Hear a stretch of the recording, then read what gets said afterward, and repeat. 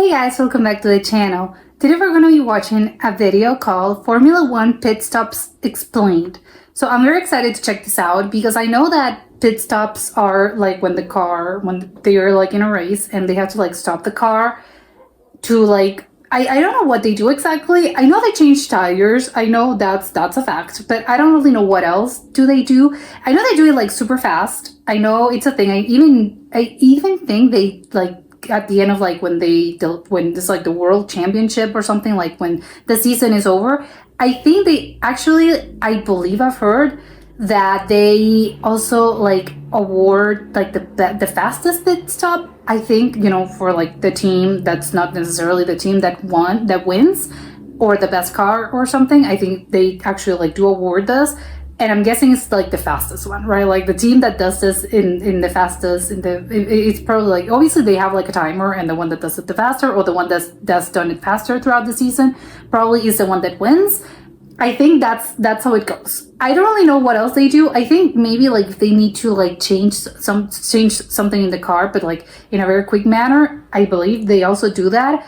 And because I don't think they refuel. I think that was like a thing of the past. They used to refuel, but now for like safety, it wasn't obviously very safe. And now I don't think they refuel anymore, but I don't really know what else they do besides like changing tires, that I'm pretty sure like they have to change the tires at some point, but probably not all pit stops are about to like changing tires. So I'm super excited to check this out. Comment, like, subscribe, and start. Due to Formula 1, you might have heard a radio message during the Grand Prix asking a driver to box. In other words, the racing team asking the driver to come in for a pit stop. In this video, we will discuss all about Formula 1 pit stops. Oh, you say the box. Let's start by looking at the pit stop crew. The crew consists of 18 members. Oh my God, so many people. There are 4 wheel gunners, one for each wheel of the car. They use a pneumatic wrench known as a tire gun to remove the car's single locking lug nut from each tire, and then reinstall it on the new tire. There are 8 tire carriers, 2 for each wheel of the car. 8. They work in tandem with the wheel gunners. Once the wheel nut has been loosened, the old tire is removed by one carrier and a new tire is put in place by another. After the car has been lifted up, 2 stabilizers stabilize the car on each side at the middle of the car. There's a front wing man who, if necessary, adjusts the front wing angle of the car to provide more or less downforce. This can be done while the tires are being changed. In the event that there is damage, the front wing man will change the entire front wing. This can take some time. The strategy as to if and how much the front wing should be adjusted is discussed prior to the pit stop. Oh my God, they have to change it! You will often hear radio messages by the driver asking for more or less wing. This is referring to how much he wants the front wing man to adjust the front wing angle. There's a front jack man who will lift the car as soon as the car stops on its mark. This is considered the most dangerous position in the pit crew because if the driver fails to stop for any reason, this person can be seriously like that guy. injured. The rear jack man comes in behind the car after the front has been lifted up and lifts the back of the car up. There's also one crew member who is a fire extinguisher. He's always ready in case there's a brakes on fire or fire in the car. Formula 1 is unique in that both drivers use the same pit crew. This is different than other motorsports where you might have seen each driver having their own pit crew and pit area. The pit lane has a strict speed limit of 60 kilometers per hour or 80 kilometers per hour depending on That's a lot. The FIA can enforce penalties or fines for violating the speed limit. To avoid this situation, drivers have a pit stop button on their steering wheel, which when pressed will keep them within the speed limit designated for the race. Oh my God, that's so cool! You might be wondering, what about refueling? And how does a driver know when the tire change is complete? Let's start by looking at refueling. Refueling was allowed in Formula 1 until 2010, but it was banned for safety reasons. If you see some of the older Formula 1 videos, like when Michael Schumacher was in his prime for Ferrari, you will see that there's a refueling man who was part of the pit crew. Refueling was a big part of the race strategy as well, because drivers could start the race with low fuel loads and then fuel up more in the middle of the race. In today's Formula 1, this element of the strategy has been taken out. All cars start with a full fuel load. Of course, teams fuel the car with as little fuel as needed to complete the race as possible. This is why you will often hear radio messages during the race asking drivers to manage for fuel. Although it rarely happens, the worst possible way for a driver's day to come to an end would be to run out of gas. That's so embarrassing. Look at how a driver knows when a pit stop is complete. In the past, you would have seen a lollipop man holding a stick, which he would turn from stop to go to let the driver know when to leave. In today's Formula 1, a driver is notified when he can leave the pit stop through an electronic light system. When the car is parked for a pit stop, the light is red. When the pit stop is complete, the light turns green and the driver can drive away. Different members of the pit crew have to click a button to confirm that their job is complete before the light turns green. For example, how do they do that? It's like 2 seconds. Has to press a button confirming that the new tire has been securely installed. In addition, a spotter will have to click a button confirming that there's no traffic before this light turns green. Now let's take a quick look at pit stop strategy. That's insane. In Formula 1, the ideal time to take a pit stop is during a safety car or a virtual safety car. This is because all cars on track are forced to drive at a slower speed. Of course, you have to... either following the safety car or abiding by the virtual safety car speed limits. During this time, the effective time lost will be less than under normal racing conditions.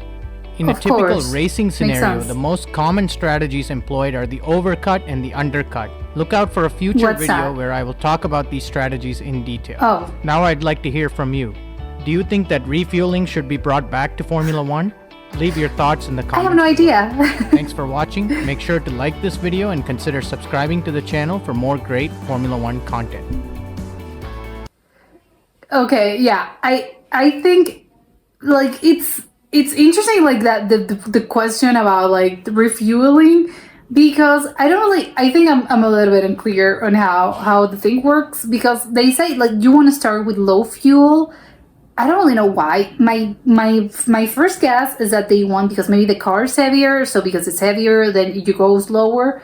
That's what I can maybe, that's where my mind went, but probably I'm totally off. But so they refuel, like I don't really understand, like I think because you can't really refuel, so I'm guessing they have like, you know, that the minimum, like you're I don't know, like you can complete this racetrack with like, I don't know, 10 liters in your tank. So they just fill you with like 10 liters and that's it. I'm guessing that's how it goes. But obviously you have to have some leeway, because otherwise like they do like show a car just like slow down because like I ran out of gas. That's, I would guess, I don't really know how common that is, but it would be, I don't know, yeah, because it would be like quite embarrassing. It's like I didn't lose and I had to retire from the race just because, I don't know, something happened to the car, or because obviously I crashed, someone crashed with me, like something. But it's like, no, I didn't finish because I ran out of fuel. That's like a little low-key embarrassing. So I would guess like that's not, it happens, but maybe it's not that common. Because I'm guessing they have to like, it's measured, like they already know, like you can complete this with how many like this amount of liters. So I don't really know, but it was super interesting. It's so surprising because I knew it was fast. I know that you have to like do it obviously very fast because you don't want to lose any time. But the fact that they do it, they have a little timer and they change the tires in like less than 2 seconds. It's like 1.8, something like that. Do you know how quick that is? That's just like 1, 2, that's it. And then like you change some tires. It's insane. I don't really know, because I know it was like, well, I could imagine like, yeah, it's a lot of people. That is 18 people working on a pit stop. That's like mind blowing to me. Like there's how many people? But then when he started mentioning like, no, each one has like their job, their own sort of like their role, and it's like, oh, I get it now. It seems kind of low actually for the amount of things that they have to do. 18 seems like, do you want to go for 20? I think 18 is like a low amount of people for the amount of work they're doing. It's insane. And they also have to like press a button that you have to like change a tire. You have to like adjust the wing, the little, I think it is the wing. They have to like adjust the wing or change the wing, which is like the whole front of the car. It's like, what? And you do this in how many seconds? And they also have to press a button saying like, we're done, go. It's insane to me. I don't really know what kind of training this guys have. And how long, like, do they send you to like pit stop school? Like, what do you have to do to like work at a pit stop? And how many hours of practice do you need to actually like achieve this? Because it's not only that. I would imagine that obviously, like, you know what you're doing, like you're a professional like tire changing guy. I don't really know the right like term for the position, but that's your job, right? Like you've been doing this for 5 years. I don't know, whatever. But then if you like switch jobs and you go for another team and now you're working for Mercedes, then I'm guessing you have to also practice. It's not just the fact that you also like you already know how to do this, because obviously that's a given. Like if you're given this job, that you have to practice as a team to make the most out of it. So I would guess you also like practice this as a team like a huge amount, because it has to be all synchronized. So it has to move like seamlessly, and in order for that to happen, they have to practice as a team. And you have to work, especially like the tire guys, because it's several of them. I didn't know that it was, well, maybe it's like, if you think about it, of course it's not just one guy changing the tire. It's like 4 guys changing the tire, because one like takes it out, the other puts it in, the other says like, yes, go. Like I would guess they practice that a bunch, and I would love to know how many hours, how many months they've been practicing this to achieve like this amount of results. Like we can do it in less than 2 seconds. It's like, it's crazy. And also like the fact they have like a gun that like takes out the thing.